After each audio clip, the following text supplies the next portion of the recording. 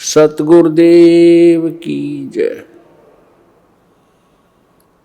सर्वसंगत से प्रार्थना है, सत्संग प्रारंभ हो रहा है। कृपया सत्संग स्थल पर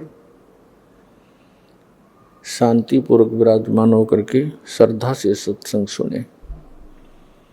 परमेश्वर की प्यारी आत्माओं से पुनर्निवेदन है, सत्संग प्रारंभ हो रहा है। कृपया सत्संग स्थल पर शांतिपूर्वक विराजमान होकर के श्रद्धा से सत्संग सुने। सत सही।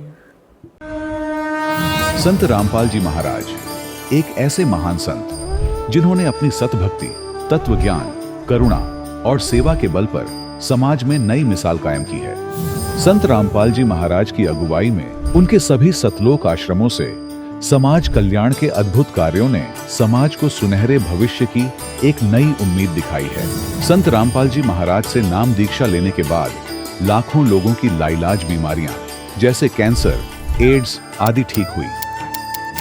संत जी के ज्ञान से प्रेरित होकर उनके अनुयायियों ने लाखों यूनिट रक्तदान किया। संत जी ने लाखों बहन बेटियों का दहेज मुक्त विवाह करवाया।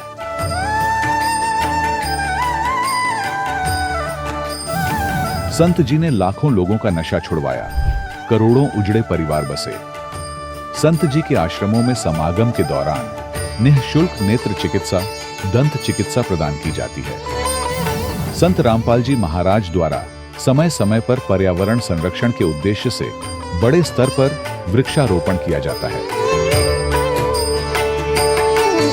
संत जी ने जरूरतमंदों को तत्काल राहत पहुंचाने के लिए एम्बुलेंस सेवा शुरू की। संत जी अपने अनुयायियों को देहदान के लिए प्रेरित करते हैं, जिससे मानवता की सेवा और चिकित्सा क्षेत्र में सुधार हो सके। संत रामपाल जी महाराज के सभी आश्रमों में हर रोज निःशुल्क भंडारा आयोजित किया जाता है, जहां हर वर्ग, हर जाति और हर धर्म के लोग एक साथ बैठकर भोजन करते हैं।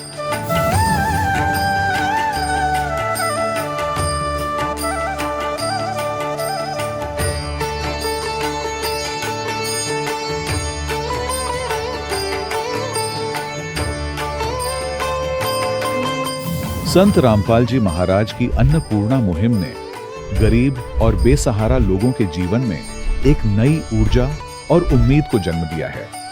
घर घर खाद्य सामग्री और जरूरी मदद पहुंचाकर संत रामपाल जी महाराज ने लोगों को दुख और मजबूरी से लड़ने की ताकत प्रदान की है।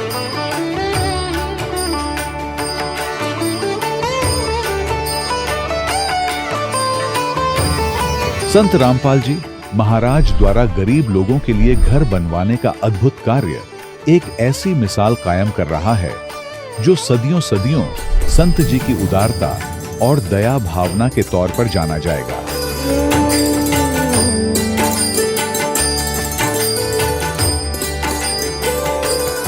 संत रामपाल जी महाराज के आश्रम में हजारों बुजुर्गों को सम्मान और प्यार के साथ जीवन जीने का अवसर मिलता है। उनके खाने, रहने और स्वास्थ्य की पूरी जिम्मेदारी संत रामपाल जी महाराज उठाते हैं। अनाथ बच्चों के लिए संत रामपाल जी महाराज के सभी आश्रम किसी वरदान से कम नहीं। यहाँ उन्हें शिक्षा, संस्कार और भविष्य के लिए बेहतर अवसर प्रदान किए जाते हैं।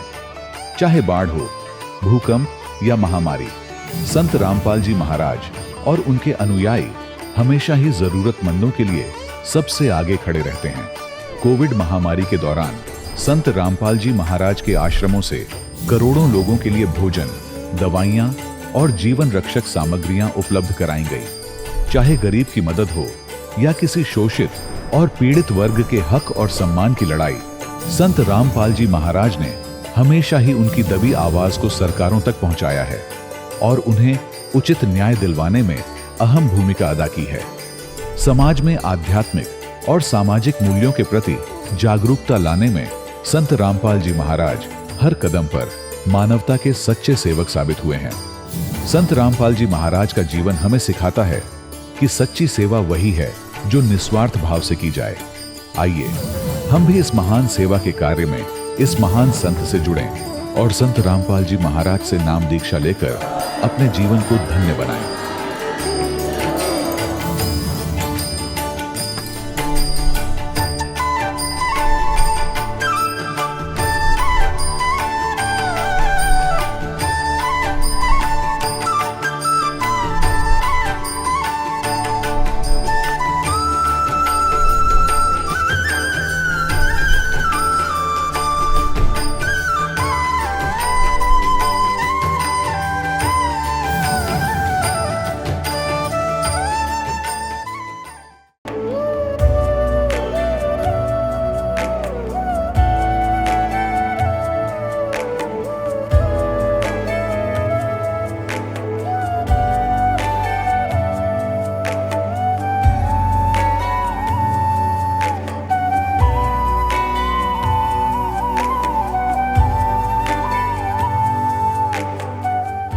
गीता में अर्जुन को स्वयं भगवान कह रहे हैं कि उस परमेश्वर की शरण में जा, उसके लिए उन संतों के पास जा जो तत्वदर्शी हो।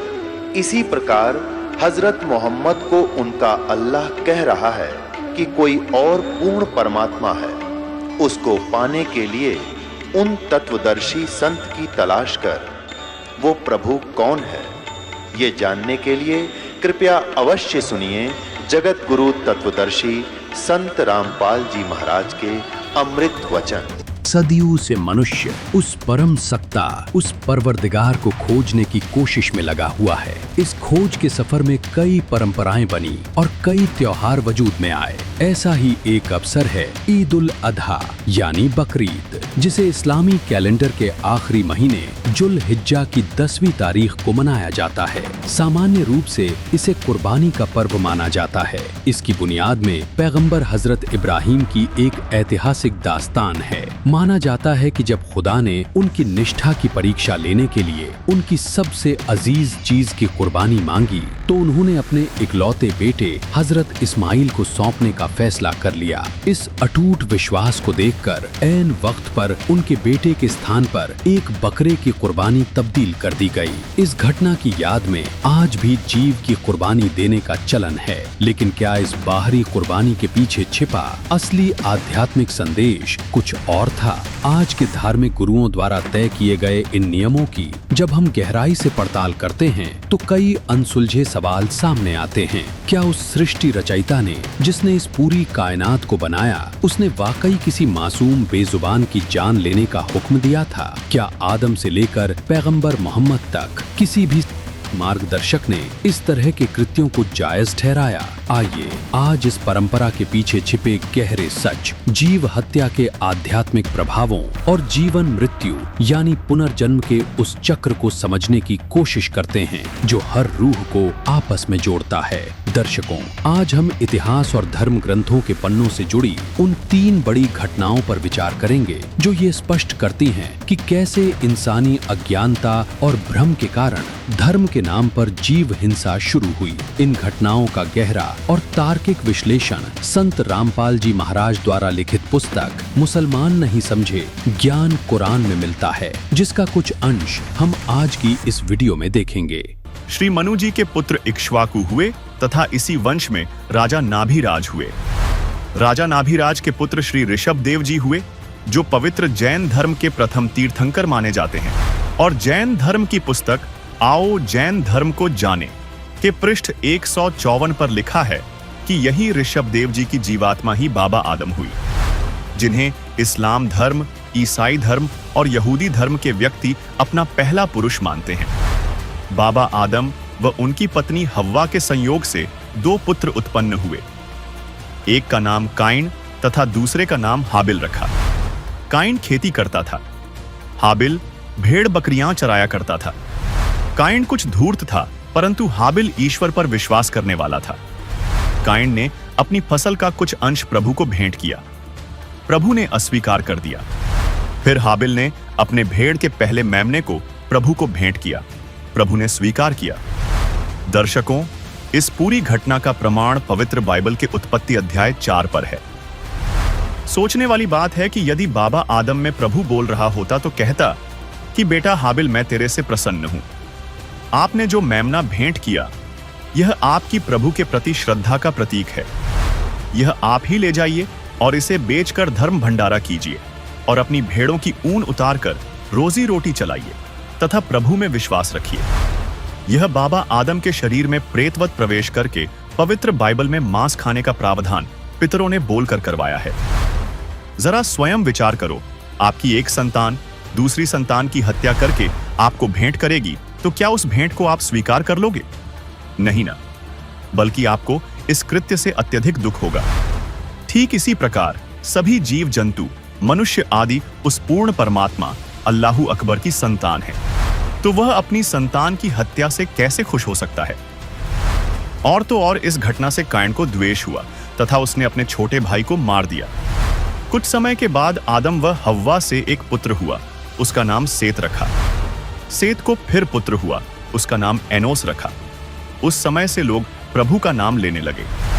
अब यहाँ पर सोचने की बात है कि जहाँ से पवित्र ईसाई, यहूदी व इस्लाम धर्म की शुरुआत हुई, वहीं से मारकाट, लोभ और लालच, द्वेष परिपूर्ण है। दूसरा, पवित्र बाइबल, जो कि आसमानी किताब तौरेत, जबूर और इंजिल का संकलित रूप है, के उत्पत्ति अध्याय 1 से 2 से इस्लाम और ईसाई धर्म की दो मान्यताएं। पहली मान्यता अल्लाह, गॉड, निराकार है अर्थात बेचून है, और दूसरी मान्यता अल्लाह का आदेश है मांस खाने का, जैसा कि इस्लाम मजहब के लोग मानते हैं। ये दोनों मान्यताएं संत रामपाल जी महाराज के चंद मिनट के सत्संग से धराशाही हो जाएंगी। अब आपको पवित्र बाइबल में दिखाते हैं। ये देखिएगा, पवित्र बाइबल संपूर्ण जीवन अध्ययन बाइबल।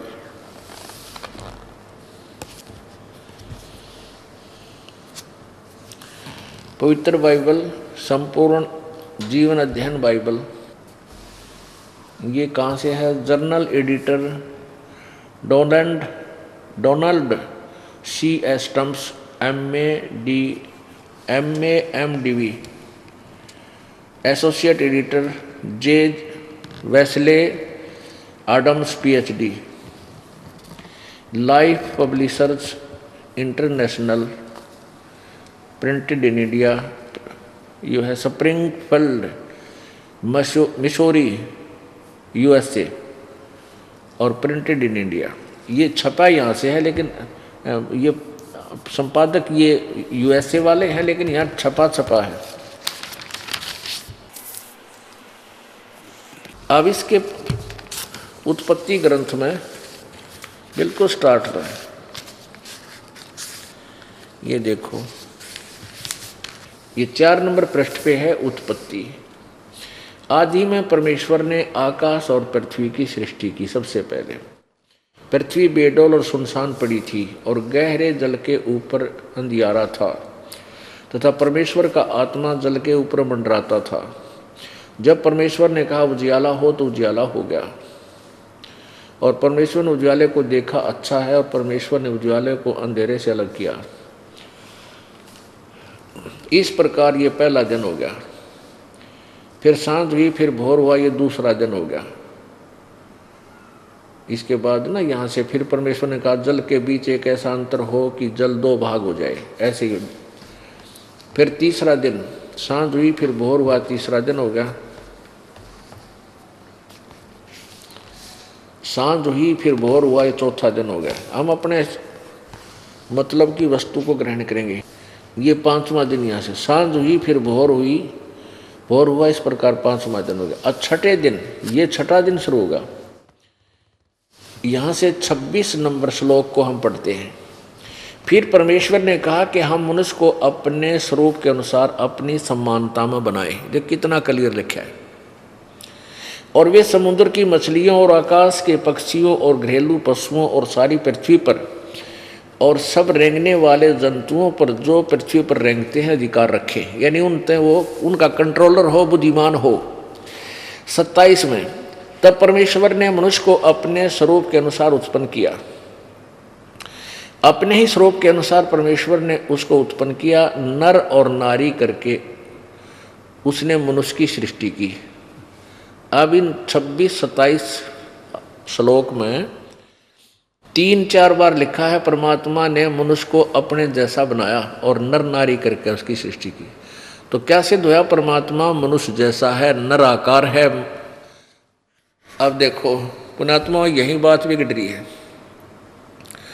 प्रत्येक धर्म के पुण्यात्माएं अपने ही सदग्रंथों से अपरिचित होने के कारण एक दूसरे के साथ, एक धर्म वाला कहता हम श्रेष्ठ हैं, दूसरा कहता हमारा ज्ञान श्रेष्ठ है, तीसरा कहता हमारा ज्ञान है श्रेष्ठ है। ऐसे ये अनजान गुरु अज्ञानी लोग हमें आपस में लड़ाते रहे और एक गहरी खाई बना दी हम सब के बीच में। अब इसको हमें समाप्त करना है बुद्धिमत्ता के साथ, सहनशीलता के साथ, विवेक के साथ। अब इसमें स्पष्ट है कि परमात्मा मनुष्य जैसा है। आगे देखो, परमात्मा ने फिर इन मनुष्यों को और जो पशु पक्षी बनाए उनको खाने का क्या आदेश दिया? यही उत्पत्ति ग्रंथ चल रहा है, पृष्ठ नंबर 5 पे हम पढ़ रहे हैं। 4 पढ़ लिया, 5 पे पढ़ रहे हैं, ये 26 पढ़ा हमने, 27 पढ़ लिया। परमात्मा ने मनुष्य को अपने अनुसार, अपने स्वरूप के अनुसार परमेश्वर ने उनको उत्पन्न किया। तो परमेश्वर ने मनुष्य को अपने स्वरूप के अनुसार उत्पन्न किया, अपने स्वरूप के अनुसार परमेश्वर ने उनको उत्पन्न किया, नर और नारी करके मनुष्य की सृष्टि की। आगे देखो, परमेश्वर ने उनको आशीष दी और उनसे कहा फूलो फलो और पृथ्वी पर भर जाओ और उसको अपने वश में कर लो, और समुद्र की मछलियों तथा आकाश के पक्षी और पृथ्वी पर रेंगने वाले सब जंतुओं पर अधिकार रखो। यानी ये तुम इनसे सियाने हो, इनके कंट्रोलर बनो, खाने के लिए नहीं लिखा। आगे देखो, फिर परमेश्वर ने कहा सुनो, जितने बीज वाले छोटे छोटे पेड़ सारी पृथ्वी के ऊपर हैं और जितने वृक्षों में बीज वाले फल होते हैं, वे सब मैंने तुमको दिए हैं, वे तुम्हारे भोजन के लिए हैं। परमात्मा ने कहीं भी मांस खाने का या कोई अन्य वस्तु खाने का आदेश नहीं दिया। ये है पूर्ण परमात्मा का आदेश, जिसने सृष्टि रची। वो परम अक्षर ब्रह्म है जिसने सृष्टि रची, उसके बाद इसने काल को दे दी इसके तप अनुसार। बाद में काल ने इसकी बागडोर संभाल ली। और आगे यदि बाइबल में कहीं कोई मांस खाने का आदेश है, कोई लिखा है कोई प्रकरण, वो पूर्ण परमात्मा का नहीं है, वो किसी अन्य फरिश्ते का है, उसको हमने मानना नहीं है। अपने आत्माओं, जैसे आपको उदाहरण देते हैं कि एक व्यक्ति का मित्र था दरोगा जी, SHO, और उस व्यक्ति ने अपने मित्र दरोगा जी से जाकर कहा कि एक मेरा पड़ोसी है, साथ वाले मकान वाला, वो हमें बहुत तंग कर रहा है। सारी प्रार्थना भी कर ली, पंचायत भी कर ली, पर वो नहीं मानता, बहुत परेशान कर रहा है, कोई इलाज बताओ। अब दरोगा जी बोला उसका मार लठ माप देख लूँगा। अब उसके मित्र दरोगा जी ने कह दिया कि तू उसका मार लठ उसको गढ़ दे, फिर मैं आप देख लूँगा। अब राजा का विधान है कि कोई किसी की हत्या करेगा तो उसको सजा मौत होगी, दंड मिलेगा या 20 वर्ष की सजा होगी।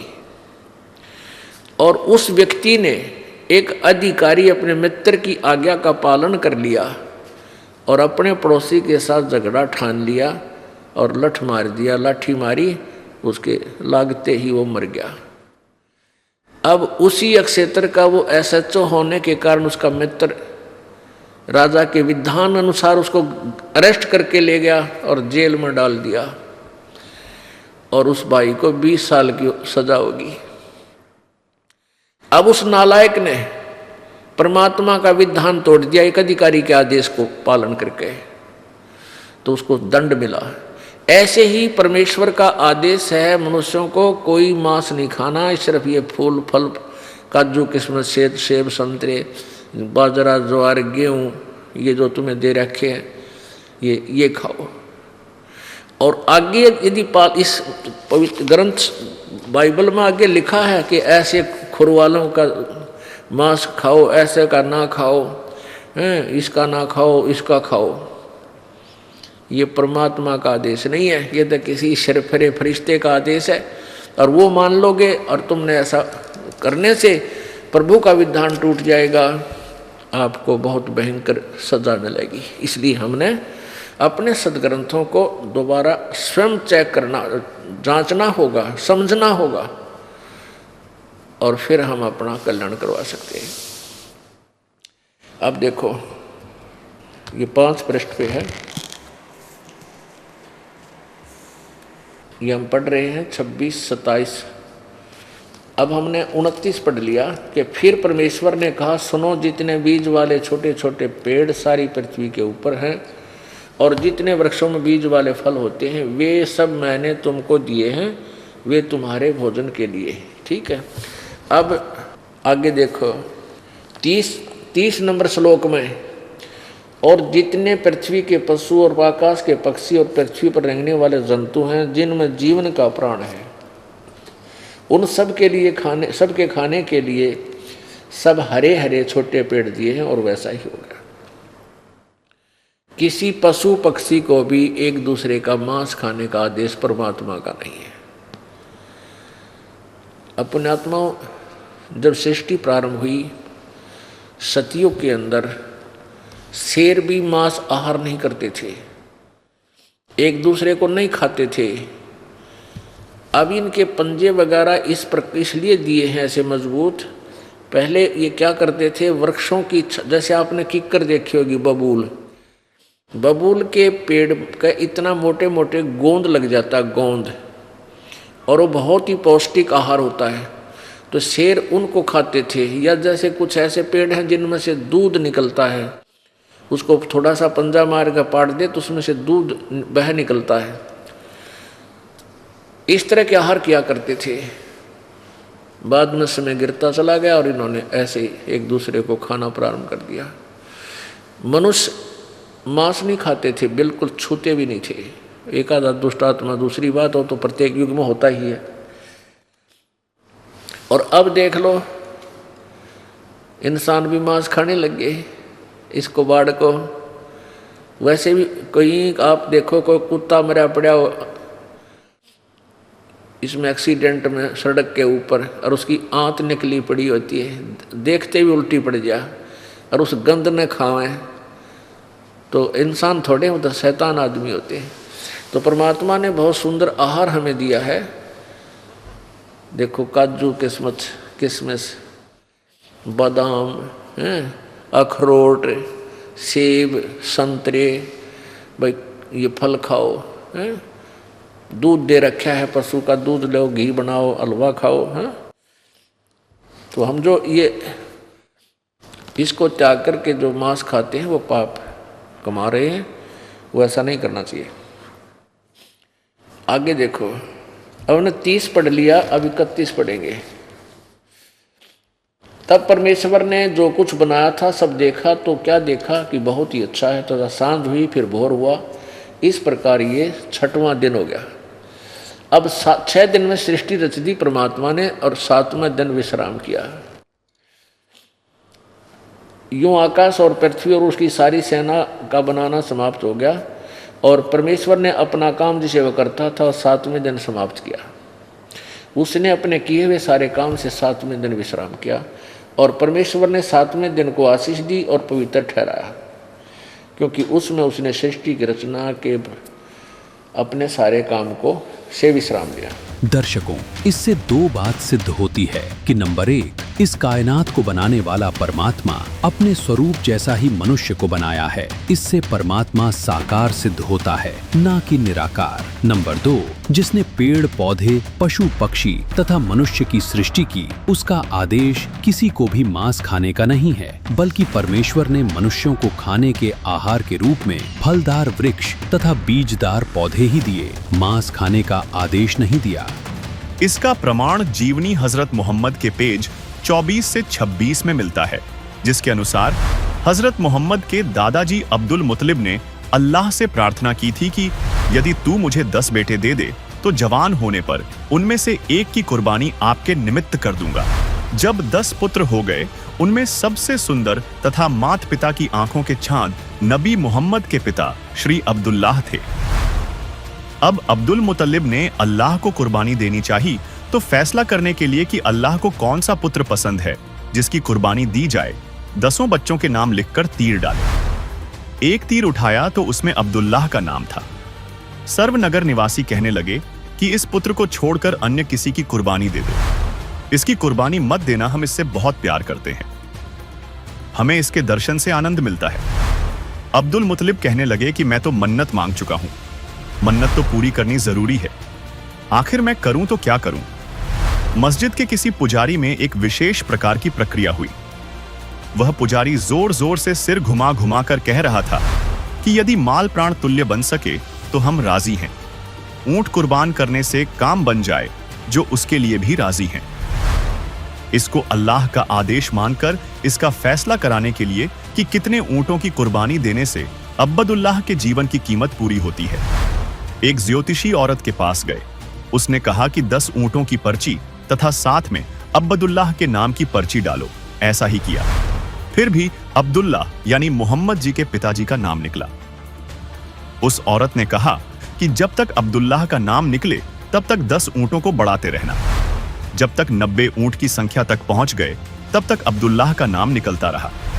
जब 100 ऊंटों की संख्या हुई तो ऊंटों वाली चिट्ठी निकली।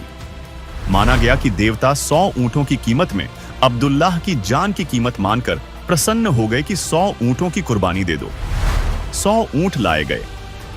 तब उस ज्योतिष वाली औरत के किसी व्यक्ति में फिर एक विशेष प्रक्रिया हुई। उसकी गर्दन जोर जोर से आगे पीछे हिलने लगी तथा उसने कहा कि अल्लाह का आदेश है कि 100 ऊंटों की कुर्बानी से काम चल जाएगा।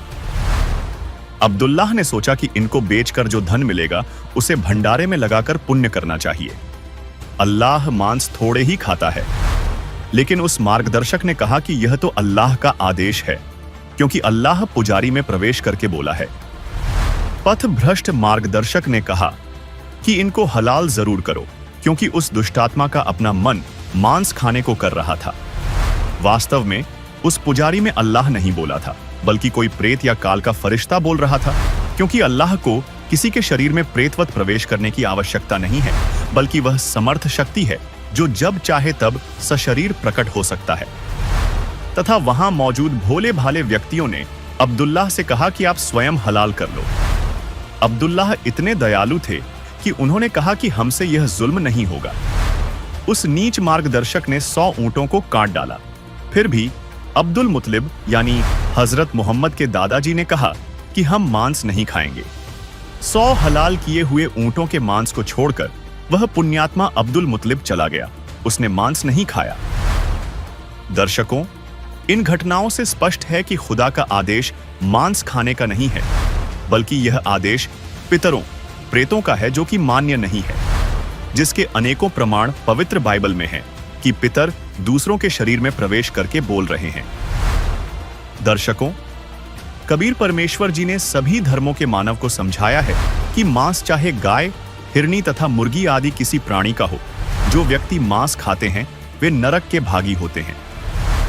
जो व्यक्ति जीव हिंसा करते हैं, चाहे गाय, सुअर, बकरी, मुर्गी, मनुष्य आदि किसी भी प्राणी को स्वार्थवश मारते हैं, वे महापापी हैं। वे कभी मुक्ति प्राप्त नहीं कर सकते। साथ ही मुस्लिम श्रद्धालुओं को समझाते हुए अल्लाह कबीर ने कहा है कि पशु पक्षियों को हलाल, बिस्मिल आदि करके मांस खाने व प्रसाद रूप में वितरित करने का आदेश तुम्हें उस दयालु करीम प्रभु का कब प्राप्त हुआ? परमात्मा सभी प्राणियों का पिता है।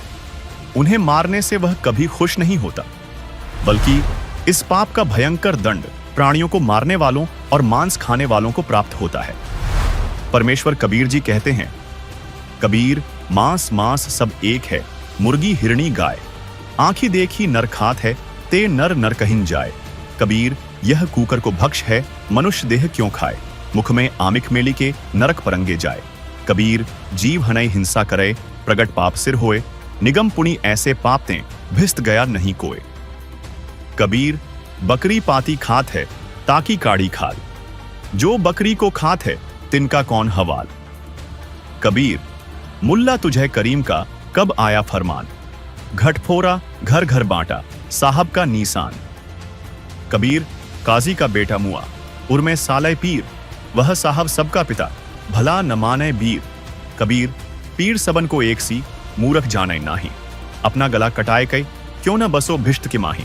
कबीर हिंदू के दया नहीं, मिहर तुरक के नाही, कहे कबीर दोनों गया लख 84 माही। कबीर मुसलमान मारे करद सो, हिंदू मारे तलवार, कहे कबीर दोनों मिली, जय हैं यम के द्वार। वहीं खेमराज श्री कृष्णदास बंबई से प्रकाशित कबीर मूल बीजक के शब्द नंबर 10 में कबीर साहेब ने कहा है, संतों राह दुनो हम दीठा, हिंदू तुरुक हटा नहीं माने, स्वाद सबन को मीठा।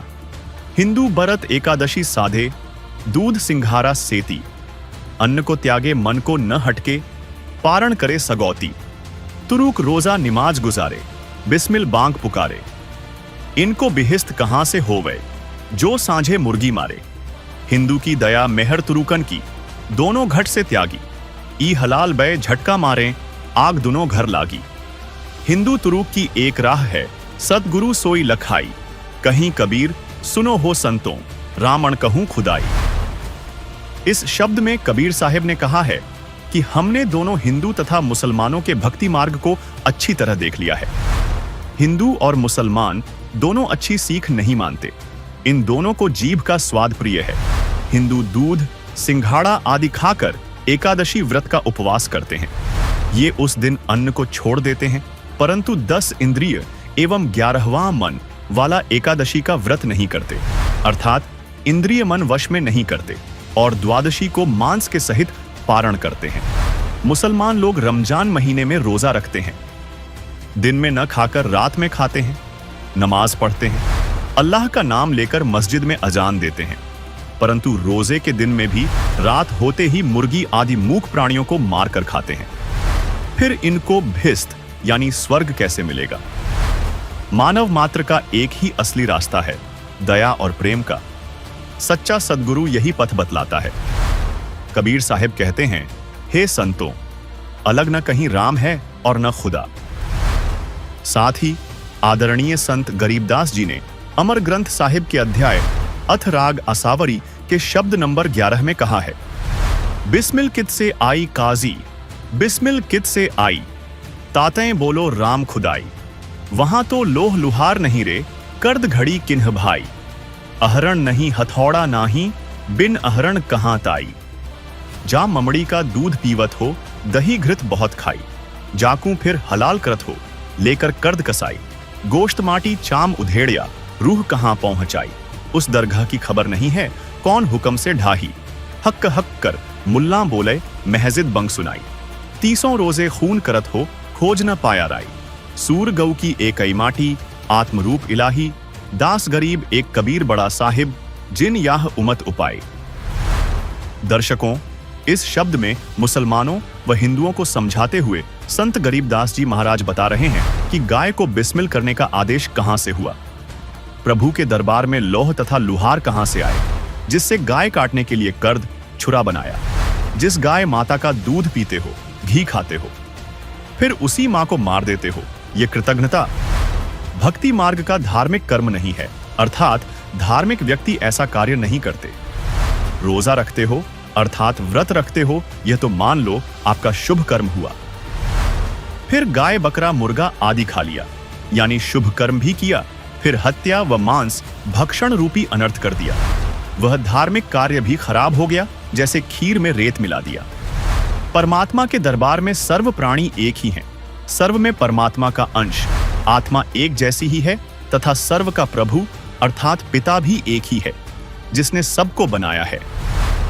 इसलिए हमें परमात्मा से डरकर परमात्मा के विधान का उल्लंघन नहीं करना चाहिए, यानी कुर्बानी के नाम पर जीव हत्या नहीं करना चाहिए, क्योंकि जीव हिंसा करने वालों के विषय में सूक्ष्म वेद में कहा गया है, बात करते हैं पुण्य की, करते हैं घोर अधर्म, दोनों दीन नरक में पड़ही, कुछ तो करो शर्म। वही हम सभी जानते हैं कि सभी धर्म दया और करुणा का संदेश देते हैं। कोई भी धर्म जीव हिंसा का समर्थन नहीं करता, फिर वह हिंदू, इस्लाम, सिख, ईसाई, जैन या बौद्ध धर्म ही क्यों न हो। परंतु अंधविश्वास और लोक मान्यताओं के हिसाब से धर्म के विरुद्ध जाकर लोग जीव हिंसा करते हैं, क्योंकि आज धार्मिकता केवल औपचारिक ही शेष है। धार्मिकता का लगभग ह्रास हो चुका है, जबकि एक धार्मिक व्यक्ति के लिए अनिवार्य है कि वह शास्त्रानुकूल भक्ति करे, नशा न करे, मांसाहार न करे, भ्रष्टाचार न करे, दुराचार व्यभिचार न करे, अहिंसावादी हो, परमार्थी हो, दानी धर्मी हो, मधुर भाषी हो, अहंकार रहित नम्र हो, अपनी ताकत का, अपने शारीरिक बल या पद के बल का दुरुपयोग न करे, दयावान हो, प्रत्येक प्रकार के पाप से बचे, राग द्वेष न करे। दर्शकों, चलिए अब आपको संत रामपाल जी महाराज द्वारा बताए गए प्रमाणों से जीवन मृत्यु यानी पुनर्जन्म के उस चक्र को समझते हैं जो हर आत्मा को आपस में जोड़ता है। सनातनी शास्त्रों में अध्यात्म की वह संपूर्ण कड़ियां हमारे अस्तित्व से जुड़ी हैं, जैसे हमें किसने बनाया, हम कहाँ से आए, हम क्यों जन्मते मरते हैं। इस तरह का वास्तविक ज्ञान अन्य मतावलंबियों को यानी कि अन्य धर्म के लोगों को नहीं है। उदाहरण के तौर पर सनातनी शास्त्र श्रीमद् भगवत गीता के अध्याय 4 श्लोक 5 में कहा गया है, हे अर्जुन, तेरे और मेरे अनेक जन्म हो चुके हैं, उन्हें मैं जानता हूं, तू नहीं जानता। इसी प्रकार अध्याय 10 श्लोक 2 में बताया गया है कि मेरी उत्पत्ति को देवता और ऋषि भी नहीं जानते, क्योंकि वे भी मुझसे ही उत्पन्न हुए हैं।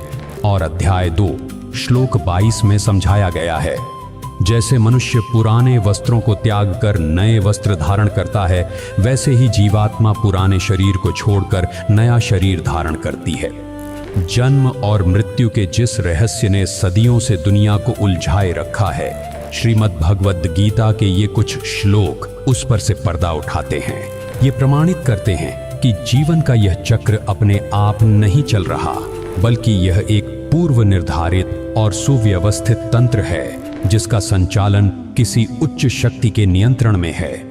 दूसरी ओर विश्व का सबसे बड़ा धर्म ईसाई धर्म माना जाता है। इसके बाद दूसरे नंबर पर इस्लाम धर्म का स्थान आता है। इन दोनों धर्मों के मानने वाले लोगों की, यानी कि ईसाई और मुसलमानों की, यह सामान्य धारणा है कि मनुष्य का जन्म इस धरती पर केवल एक बार होता है। उनकी मान्यता के अनुसार कयामत के दिन ही कर्मों का अंतिम न्याय होगा और उस समय अच्छे कर्म करने वाले स्वर्ग यानी जन्नत को प्राप्त होंगे, जबकि बुरे कर्म करने वाले नरक यानी दोजख में जाएंगे। किंतु दुर्भाग्य की बात यह है कि पवित्र कुरान इस धारणा के विपरीत एक गहरा संकेत देती है। पवित्र कुरान की सूरत अल अंबिया 21 आयत नंबर 104 में अल्लाह का स्पष्ट कथन है, जिस तरह हमने सृष्टि की रचना पहली बार की थी, उसी प्रकार हम उसे कयामत के बाद दोबारा उत्पन्न करेंगे।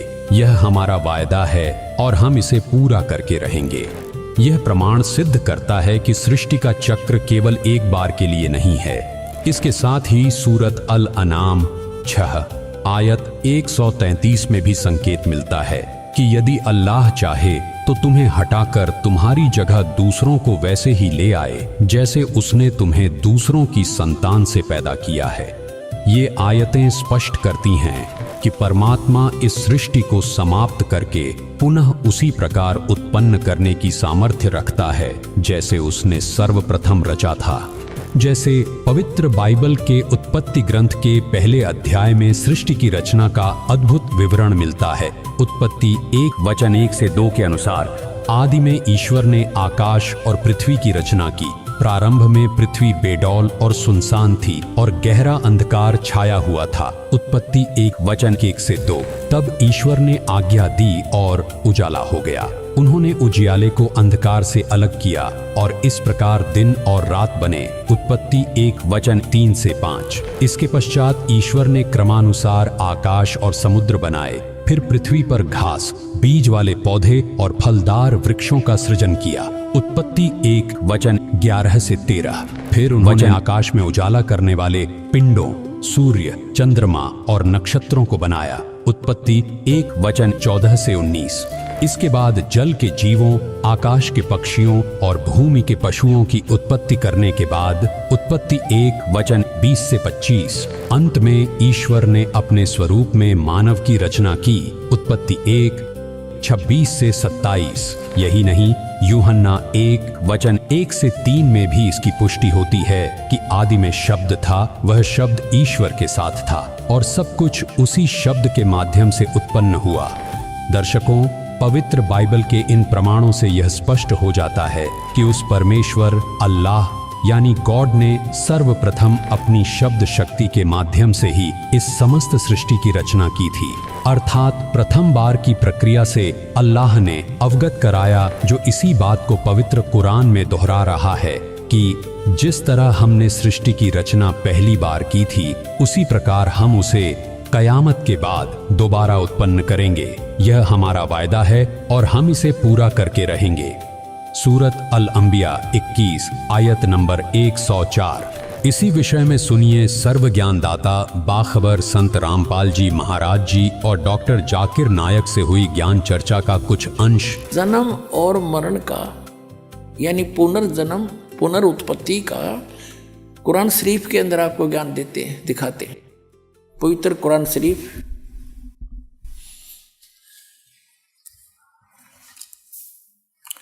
ये वही कुरान शरीफ है और ये देखिएगा शेरवानी संस्करण है, प्रकाशक लखनऊ, किताबघर, मौसम बाग, सीतापुर रोड। इतने कुरान शरीफ सूरत अंबिया 21 नंबर 21 अंबिया की ये आयत यहाँ तक चल रही है। 103 समाप्त हुई और ये 104 यहाँ से शुरू होती है आयत।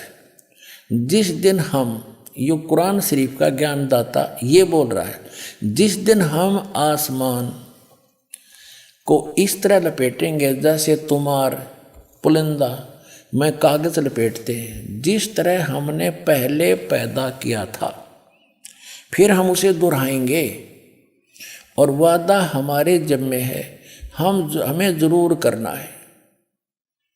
फिर पढ़ लो एक बार अच्छी तरह कि जिस दिन हम आसमान को और इस तरह लपेटेंगे जैसे तुम्हार पुलिंदा में कागज लपेटते हैं, जिस तरह हमने पहले पैदा किया था, और फिर हम उसे दोहराएंगे।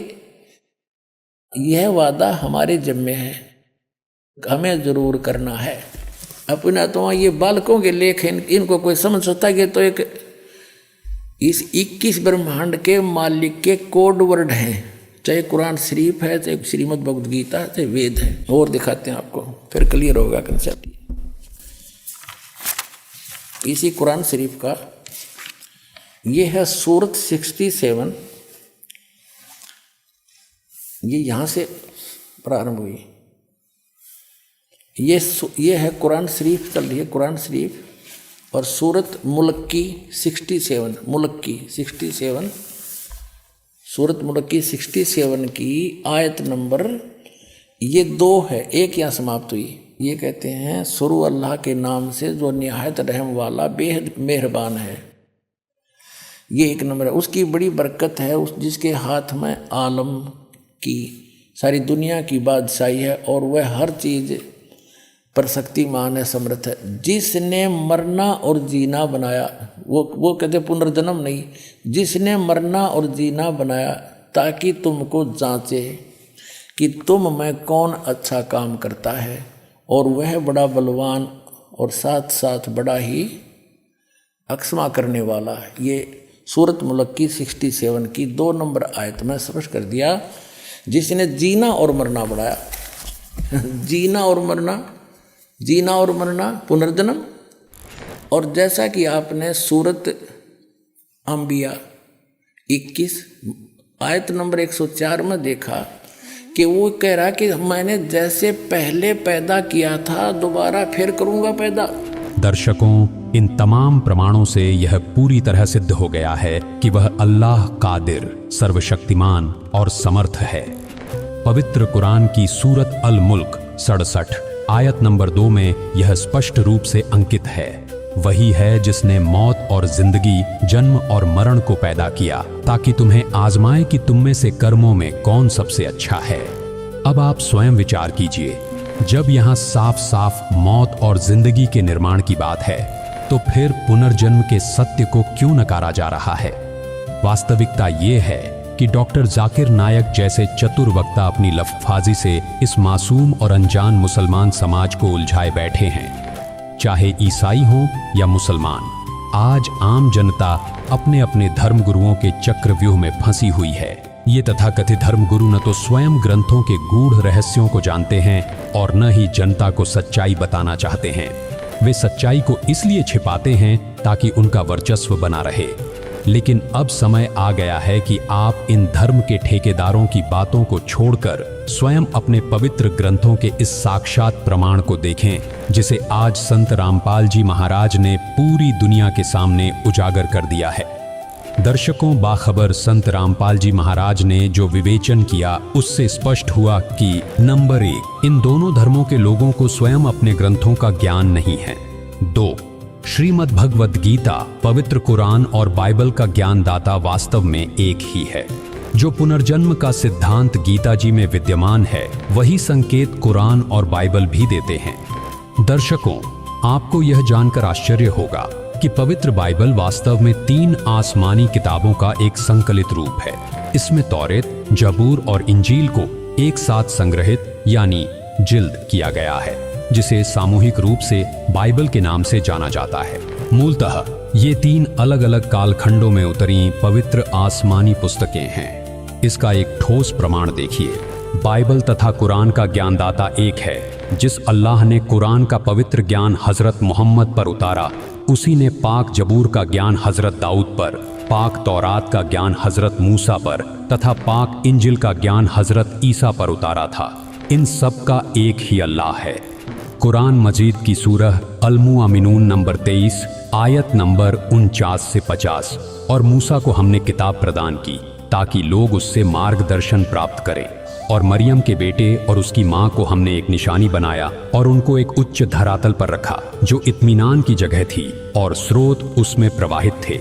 सूरह अल हदीद नंबर 57 आयत नंबर 26 से 27। आयत नंबर 26, हमने नूह और इब्राहिम को भेजा और उन दोनों की नस्ल में नबूवत, पैगंबरी और किताब रख दी। फिर उनकी औलाद में से किसी ने सन्मार्ग अपनाया और बहुत से अवज्ञाकारी हो गए। आयत नंबर 27, उनके बाद हमने एक के बाद एक अपने रसूल भेजे और उनके बाद मरियम के बेटे ईसा को भेजा और उसे इंजिल प्रदान की। और जिन लोगों ने उनका अनुसरण किया उनके दिलों में हमने तरस और दयालुता डाल दी और रहबानियत, सन्यास की प्रथा उन्होंने खुद आविष्कृत की। हमने उनके लिए अनिवार्य नहीं किया, मगर अल्लाह की खुशी की तलब में उन्होंने खुद ही यह नई चीज निकाली और फिर इसकी पाबंदी करने का जो हक था उसे अदा न किया। उनमें से जो लोग ईमान लाए हुए थे उनका प्रतिफल हमने उनको प्रदान किया, मगर उनमें से ज्यादा लोग अवज्ञाकारी हैं। सन्यास यानी घर त्याग कर पहाड़ों व जंगलों में परमात्मा की तलाश में चले जाना, जैसे शेख फरीद, बाजीद आदि आदि। कुरान मजीद की सूरह अल बकराह 2 आयत नंबर 35 से 38 तक कुरान का ज्ञान देने वाला अल्लाह कह रहा है कि आयत नंबर 35, फिर हमने आदम से कहा तुम और तुम्हारी पत्नी दोनों जन्नत स्वर्ग में रहो और यहाँ जी भरकर जो चाहो खाओ, किंतु इस पेड़ के निकट न जाना, नहीं तो जालिमों में गिने जाओगे। आयत नंबर 36, अंततः शैतान ने उन दोनों को उस पेड़ की ओर प्रेरित करके हमारे आदेश की अवहेलना करवा दी। हमने हुक्म दिया कि अब तुम सब यहाँ से उतर जाओ, एक दूसरे के दुश्मन बन जाओ। सर्प और इंसान एक दूसरे के शत्रु हो गए और तुम्हें एक समय तक धरती पर ठहरना है, वहीं गुजर बसर करना है। आयत नंबर 37, उस समय आदम ने अपने रब से कुछ शब्द सीख कर तौबा, क्षमा याचना की, जिसे उसके रब ने स्वीकार कर लिया क्योंकि वह बड़ा क्षमा करने वाला और दया करने वाला है। आयत नंबर 38, हमने कहा कि तुम अब यहाँ से उतर जाओ, फिर मेरी ओर से जो मार्गदर्शन तुम्हारे पास पहुँचे उसके अनुसार चलना। जो मेरे मार्गदर्शन के अनुसार चलेंगे उनके लिए किसी भय और दुख का मौका न होगा। पवित्र कुरान में इस बात का स्पष्ट प्रमाण मौजूद है, जहाँ स्वयं कुरान ज्ञानदाता यह स्वीकार करता है कि मैंने ही मूसा अलैहि को तौरेत का ज्ञान प्रदान किया, दाऊद अलैहि पर जबूर नाजिल की और मरियम के पुत्र ईसा अलैहि को इंजील का इल्म अता किया। यह तथ्य इस बात की अकाट्य पुष्टि करता है कि जो सत्ता कुरान का ज्ञान दे रही है वही तौरेत और इंजील की भी स्रोत है। इसी आधार पर जब हम सूरत अल-अंबिया 21 आयत 104 को देखते हैं तो वहां स्पष्ट लिखा है, जिस तरह हमने सृष्टि की रचना पहली बार की थी उसी प्रकार हम उसे कयामत के बाद दोबारा उत्पन्न करेंगे। अब यहाँ प्रश्न यह है कि पहली बार सृष्टि कैसे रची गई थी। इसका उत्तर हमें उसी तौरेत बाइबल में मिलता है, जैसा कि अभी आपको बाइबल की उत्पत्ति ग्रंथ से दिखाया था, जिसे कुरान का ज्ञानदाता अपना ही दिया हुआ ज्ञान बता रहा है। तौरेत के अनुसार आदि में शब्द था और ईश्वर ने अपनी शब्द शक्ति से ही पृथ्वी, आकाश और समस्त कायनात की रचना की। अतः यह पूर्णतः सिद्ध हो जाता है कि ईश्वर ने सृष्टि को पहले भी रचा था, वह इसे कयामत पर नष्ट भी करेगा और अपने वादे के अनुसार इसे पुनः उसी पुरातन विधि से रचेगा। यह सिलसिला अटल है और यही पूर्ण आध्यात्मिक सत्य है। दर्शकों, पुनर्जन्म की एक सत्य घटना से हम आपको रूबरू कराना चाहेंगे। जो बच्ची अपने पूर्व के जन्म में तो मुस्लिम समाज में जन्मी थी, लेकिन उसका पुनर्जन्म हिंदू धर्म में हुआ है। देखिए ये सत्य घटना। एक मुस्लिम परिवार से एक्सपायर हुई बच्ची, जिसका जन्म जो है अहिरका गांव के हिंदू परिवार में हुआ है, और उसकी बहुत सारी रहस्यमय चीजें हैं। जन्म, मृत्यु और जन्म के बीच में कौन सा वो सफर चल रहा है, आत्मा कित की जावे है, बहुत सारे सवाल हैं। तो उन सवालों के जवाब खातिर हम पहुंच गए हैं हिरका गांव में। तो हम देख सको ये जिला जींद का हिरका गांव है भाई। ये देखो भाई, ये है वो 4 साल की बच्ची। आज बेटे आगे बैठ जा। क्या नाम है? मिष्टी। 4 साल की मिष्टी, जो कि पिछले जन्म में क्या नाम था? पीछे रानी। पिछले जन्म में रानी था भाई। अच्छा, पिछला जन्म कहाँ हुआ था बेटे आपका? उड़ीसा में। देख लो भाई, छोटी सी 4 साल। कितनी उम्र आपकी? 4 साल। 4 साल की मिष्टी, जिसको ये पता है कि भाई उड़ीसा भी कोई जगह है देश के अंदर। और आपके पापा का क्या नाम बेटा? पिछले वाले पापा जो? सलमान। ले भाई, सलमान की बेटी है। अरे ई वाले पापा क्या नाम है? सुभाष। सलमान की बेटी ने सुभाष के घर में जन्म लिया है। आपकी मम्मी का नाम क्या बेटे, जो उड़ीसा वाली मम्मी है? समीना। और आपके भैया का नाम? आसमान। आपकी बहन का? मोड़ी। तो ये देखो भाई, बड़ा आश्चर्यजनक सा मामला है। ये 4 साल की बच्ची और न्यू पटापट बताने लग रही है अभी पिछले जन्म में उड़ीसा में इसका जन्म हुआ था। और आपके घर के आसपास कोई क्या चीज होती थी? आगे तो मंदिर। अच्छा। और पीछे स्टेडियम। अच्छा, पीछे स्टेडियम था। हाँ। अच्छा। और आपकी मम्मी जो है वो जब प्रेयर करती थी, कैसे याद करके करती थी? बताना करके। ये देखो भाई, यानी कि नमाज पढ़ी जाती थी इनके घर में। देखो, आश्चर्य की बात है कि मुस्लिम परिवार की एक लड़की जिसका जन्म हिंदू परिवार में हुआ है। इस बात का एक बहुत बड़ा उदाहरण भी मिला है कि भाई जिस अल्लाह को, जिस खुदा को, जिस गॉड को, जिस भगवान को, जिस वाहिगुरु को हम अलग अलग नाम तक जाना है, वो एक के है। ये बहुत बड़ा उदाहरण इस बच्ची ने बहुत बड़ा उदाहरण बना के दिखा दिया है। तो इसके ऊपर हमने रिसर्च करी है, काफी सारी चीजें निकल कर आई हैं। इस बिटिया का नाम, पिछला नाम क्या था आपका? रानी। पिछला जन्म में रानी और इस जन्म में मिष्टी। अच्छा, क्या खाते थे बेटे पिछले जन्म में? कौन सा फेवरेट खाना होता था आपका? फिश। मछली खाया करती भाई पिछले जन्म में। और इनके घर के नहीं बोले, जब याद जमा 1.5 साल की थी तो मछली मांगने लगी। और आप खाते हो? नहीं खाते। देखो, ये चीजें हम इसलिए भी पूछ रहे हैं भाई, ताकि पुष्टि होवे कि वाक्य में मिष्टी का पुनर्जन्म उड़ीसा तक लेकर और हिरका गांव में होया है। मतलब एक्सपायर हुए। किस तरह से मौत कैसे हुई बेटे? कैसे, क्या घटना घटी थी जब आपकी मौत हुई? प्लेन में बैठे थे, प्लेन क्रैश हो गया। प्लेन क्रैश हो गया। कौन कौन थे आपके साथ? मेरे पापा। अच्छा, आपके पापा साथ में थे? पापा की प्लेन उड़ा रही थी। अच्छा, और आपकी मम्मी? मम्मी साथ में बैठी थी। अच्छा, आपकी मम्मी साथ में बैठी थी। हाँ। तो जब वो जो एरोप्लेन था जो आपका क्रैश हुआ, तो कहाँ गिरा? पानी में। कहाँ है इसकी मम्मी? अच्छा, एक बात बताओ, क्या आपने पता था कि भाई पिंकी जो है इस तरह से पुनर्जन्म की बातें इसका याद रह जाएंगी? कब आपने बेरा पटाया कि भाई इसने पुनर्जन्म की बात याद?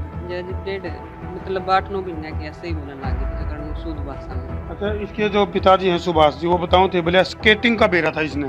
हाँ, मेरा था। क्या बोली है? मतलब इसका जन्मदिन था, मेरे पापा मेरे खातर तो स्केटिंग ले दिए मैं। अच्छा, चलाने वाले आए स्केटिंग मंगवाए थे तूने? देख लो, ये 4 साल की बच्ची है, इसने नहीं बेरा स्केटिंग क्यों है। उसके बाद जैसे बर्गर वगैरह ले आए या अखरोट ले आए थे? तो या नु बोली इसका पापा देकर बर्गर लिया, नु बोली बोले पापा वो मछली वाला बर्गर लेकर आना था, बोले वो भरवा के। अच्छा। बोले ये तो सिंपल बर्गर है, बोले ये इसमें टेस्ट तो कैसा है?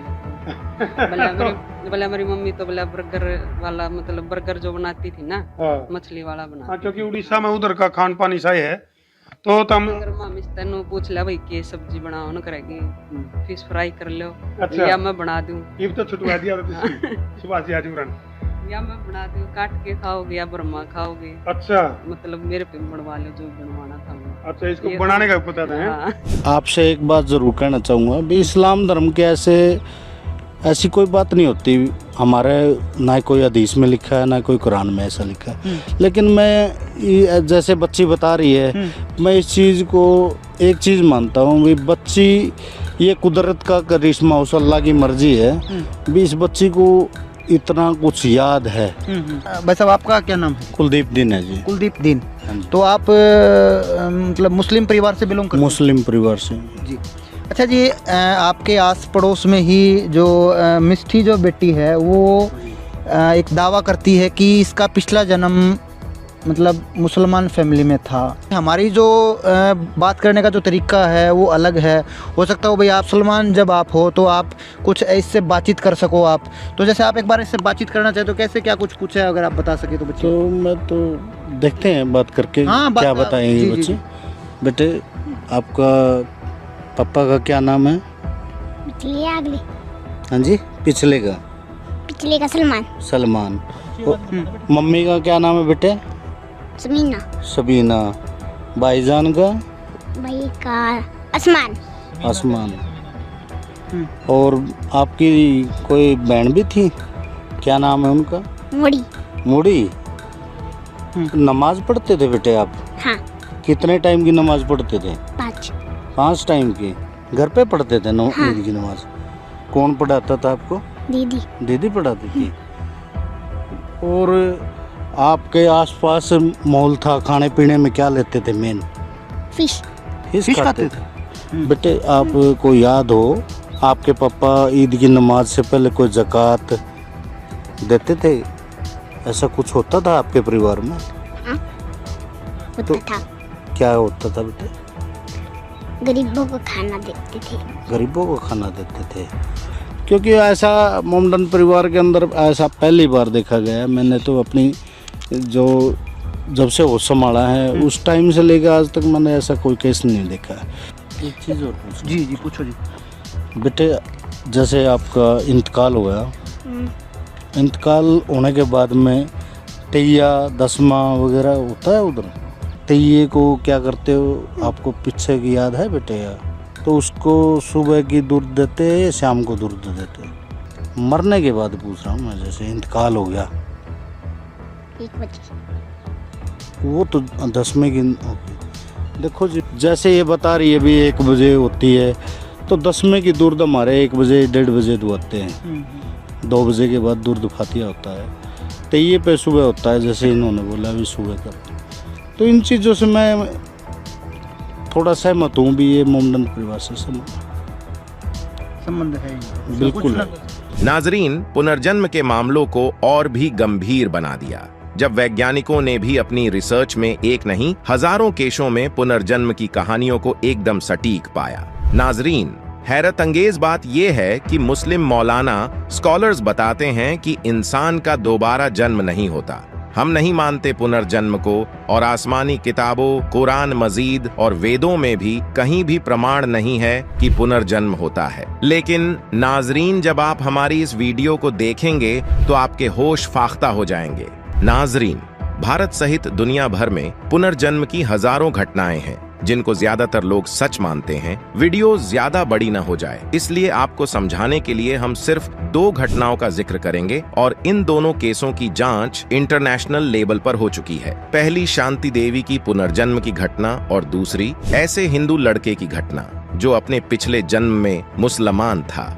नाजरीन, इन घटनाओं को जानने से पहले जिन्होंने इनकी जांच की उनके बारे में जानते हैं। विश्व भर में फैले ऐसे कई वैज्ञानिक हैं जिन्होंने पुनर्जन्म पर रिसर्च की और उन पर अनेकों किताबें भी लिखी गई हैं। इनमें सबसे विख्यात हैं university of Virginia school of medicine में 50 वर्षों तक बतौर MD काम कर चुके डॉक्टर इयन स्टीवनसन, जिन्हें 1964 में जीरोक्स प्रक्रिया के आविष्कारक मिस्टर चेस्टर कार्लसन ने पुनर्जन्म पर रिसर्च करने के लिए $10 लाख दिए थे, और डॉक्टर स्टीवनसन ने पूरे दुनिया भर में घूमकर पुनर्जन्म की हजारों घटनाओं को उजागर किया जो पुनर्जन्म को बड़ी ही स्पष्टता से सिद्ध करती हैं। इयन स्टीवनसन ने साल 1966 में 20 केसेस सजेस्टिव ऑफ रीइंकार्नेशन के नाम से एक बुक लिखी, जिसमें इन्होंने 20 ऐसी पुनर्जन्म की सच्ची घटनाओं का वर्णन किया है जिनकी जांच ये खुद कर चुके हैं। इन 20 घटनाओं में से 2 घटनाएं भारत की भी थी।